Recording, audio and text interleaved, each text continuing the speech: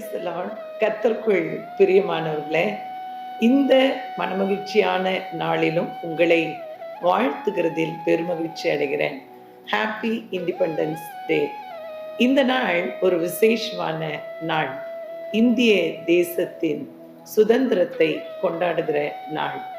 இந்த இந்திய தேசம் சுதந்திரத்தை பெற்றுக்கொண்டதற்கு காரணமாயிருந்த எல்லா முற்பிதாக்களுக்கும் நன்றி சொல்கிறேன்.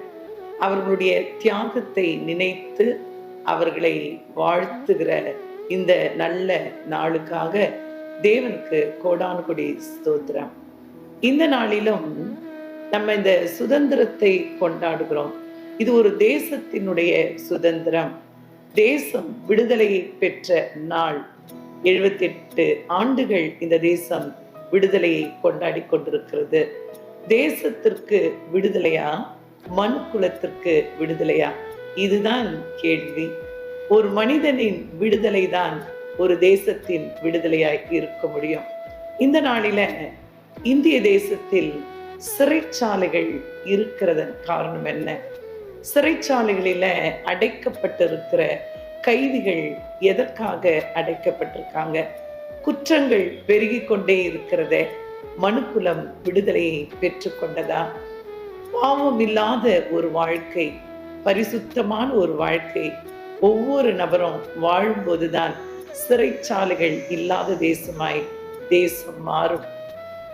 என் தேவாதி தேவனாகிய கிறிஸ்து என்னை விடுவித்த அந்த நாளில, அந்த ரட்சிப்பை கொண்டாடுகிற இந்த நாளில நான் விரும்புகிற ஒரு சுதந்திரத்தை குறித்து உங்களோடு கூட பகிர்ந்து கொள்ள விரும்புகிறேன். சிறைச்சாலையில ஒரு கைதி கூட இல்லாத தேசமாய் நம் தேசம் மாற நமக்காக ஜீவன் தந்த, பாவத்திலிருந்து சாபத்திலிருந்து கட்டுக்களிலிருந்து நம்மை விடுவித்த தேவகுமாரனாகிய கிறிஸ்துவை ஒவ்வொருவரும் அறியணும். அவர் கொடுத்த அந்த விடுதலையை பெற்றுக்கொள்ளணும். சத்தியத்தையும் அறியுங்கள், சத்தியம் உங்களை விடுதலையாக்கும் வேதம் சொல்கிறது. குமாரன் விடுதலையாக்கினால் மெய்யாகவே விடுதலையாவீர்கள்னு வாசிக்கிறோம். ஆவியானவர் எங்கே உண்டோ அங்கு விடுதலையும் உண்டுன்னு எழுதப்பட்டிருக்கிறது. சத்தியத்தை அறியாத லட்சோப லட்ச ஜனங்கள் வாழ்கிற இந்த இந்திய தேசத்துல சுதந்திர தினத்தை கொண்டாடுகிற ஒவ்வொரு தேவ பிள்ளையும் செய்ய வேண்டியது என்ன? சத்தியத்தை அறிவிக்க வேண்டும். பாவம் வர வாழ்கிற ஒரு வாழ்க்கை, பரிசுத்தமாய் வாழ்கிற வாழ்க்கை, தேவ பிள்ளைகளாய் வாழ்கிற வாழ்க்கை, ஒருவேளை அடிமைத்தனத்திலிருந்து கட்டுக்களிலிருந்து விடுவிக்கப்பட்ட ஒரு வாழ்க்கை தான் சுதந்திரமான ஒரு வாழ்க்கை. இன்றைக்கும் இந்திய தேசம் முழுவதும் எத்தனை மருத்துவமனைகள், வியாதிகள் ஓடு மனுக்குலம் போராடி கொண்டிருக்கிறத, ஆரோக்கியமில்லாத ஒரு வாழ்க்கை, வீதிகளில தெருக்களில ஆரோக்கியம் இல்லாமல் விற்கப்படுகிற உணவு கூடங்கள் பெருகி கொண்டே இருக்கிறத. தேசத்தின் விடுதலை எதை நோக்கி போய் கொண்டிருக்கிறது? வயதை குறிக்க நம்ம 100 ஆண்டு காலம் என்று சொல்லி வாழ்த்தின காலங்கள் எல்லாம் முடிந்து போயிற்றா? இந்த நாளில 30 தாண்ட முடியாமல் வாலிபர்கள் போராடி கொண்டிருக்கிறார்களே, காரணம் என்ன? அவருடைய சுதந்திர இந்தியாவை எப்படி கொண்டாடி கொண்டிருக்கிறது இந்த மனுக்குலம்? வாழ்க்கையில இப்படித்தான் புசிக்க வேண்டும் என் வேதம் சொல்கிறது. பெருந்திண்டிக்காரர்களாய் இருக்காதீங்கன்னு எழுதியிருக்கிறத.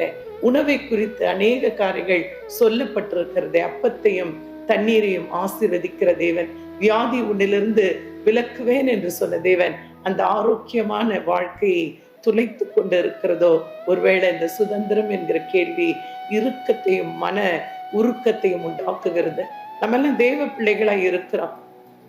ஆண்டவராகிய கிறிஸ்துவை அறியும் போதுதான் நம்முடைய சுதந்திரம் இந்திய தேசத்துல 78 ஆண்டுகளாய் கொண்டாடப்பட்டு கொண்டே இருக்கிறது. என்னை விடுவித்தவர், என்னை அடிமைத்தனத்திலிருந்து விடுவித்தவர், பாவமர கழுவினவர், என்னை மன்னித்தவர், எனக்காக ஜீவனையே கொடுத்த ஒரு தலைவர் இருக்கிறார். அவருடைய பெயர்தான் இயேசு. 2024 ஆண்டுகள் ஆயிடுச்சு இந்த விடுதலையை நம்ம பெற்றுக்கொண்டு. ஆனா இந்திய தேசம் முழுவதும் அதை சொல்லி இருக்கிறோமா என்பதுதான் கேள்வி. இந்த நாளிலும் கூட தேவாதி தேவனாகிய கிறிஸ்து இந்த பூமிக்கு வந்ததன் ஒரே நோக்கம் தேசங்களை விடுதலையாக்க அல்ல, மனுக்குலத்தை விடுதலையாக்க. மனிதன் விடுதலையோடு, சந்தோஷத்தோடு, சமாதானத்தோடு, சுகத்தோடு, சகலவித ஆசீர்வாதங்களோடு, நித்திய ஜீவனோடு வாழ வேண்டும் என்பதற்காகவே தன்னுடைய ஜீவனையே கொடுத்தவர் ஆண்டவராக இயேசு கிறிஸ்து. அவரை குறித்து வேதம் சொல்லுகிறது, மனிதர்கள் அவரை விசுவாசிக்கும் போது, அவரை நம்பும் போது, தேவன் தன்னுடைய ஒரே பேரான குமாரனை விசுவாசிக்கிறவன் எவனோ அவன் கெட்டு போகாமல் நித்திய ஜீவனை அடையும்படிக்கு அவரை தந்திரளி இவ்வளவாய் உலகத்தில் அன்பு கூர்ந்தார் எழுதியிருக்கிறதே. இந்த உலகம் முழுவதும் மீட்கப்பட, இந்த உலகம் முழுவதும் ரட்சிக்கப்பட, இந்திய தேசம் ரட்சிக்கப்பட, சுதந்திரத்தை பெற்றுக்கொள்ள, நல்ல ஆசீர்வதிக்கப்பட்ட ஜனங்களாய் வாழ, அன்பு நிறைந்தவர்களாய் சாட்சிகளாய் இருக்க கிறிஸ்துவை அறிவிப்போம். கிறிஸ்துவை அறிந்திருக்கிறேன் என்று சொல்லுகிற நம்ம ஒவ்வொருவருக்கும் இன்றைக்கு ஒரு வேலை இருக்கிறது. சுதந்திரம், ஒருவேளை தேசம் பெற்றிருக்கலாம், தேசத்தின் குடிகள் எல்லாம் இன்னும் அடிமைகளாகவே இருக்கிறாங்களே, சந்தோஷமாய் வாழ்கிறோம் என்று சொல்லி ஒருவேளை அழிவின் பாதையில ஓடிக்கொண்டிருக்கிற ஒவ்வொரு மனிதர்களும் கிறிஸ்துவை சந்திக்கிற அந்த நாள் தான் அவருடைய வாழ்க்கையின் சுதந்திர தினமாய் இருக்க முடியும். இந்த நாளிலும் நான் பெற்றுக்கொண்ட அந்த சுதந்திரத்தை, நான் பெற்றுக்கொண்ட அந்த மனமகிழ்ச்சியை, நான் பெற்றுக்கொண்ட இயேசுனுடைய ரட்சிப்பை, நான் அனுபவிக்கிற பரிபூர்ண ஆசீர்வாதத்தை, சுகத்தை, சந்தோஷத்தை இந்த இந்திய குடிமக்கள் ஒவ்வொருவரும், இதை பார்க்கிற கேட்கிற ஒவ்வொருவரும் பெற்றுக்கொள்ளும்படி நான் இந்த சுதந்திர தின நல்வாழ்த்துக்களை உங்களுக்கு சமர்ப்பிக்கிறேன். ஒவ்வொரு தேவ பிள்ளையும், ஒவ்வொரு சகோதரியும் கூட இருக்கிறவர்கள், உறவுகள், நண்பர்கள் யாரா இருந்தாலும் இந்த நாளில கிறிஸ்தியனை விடுவித்தார்.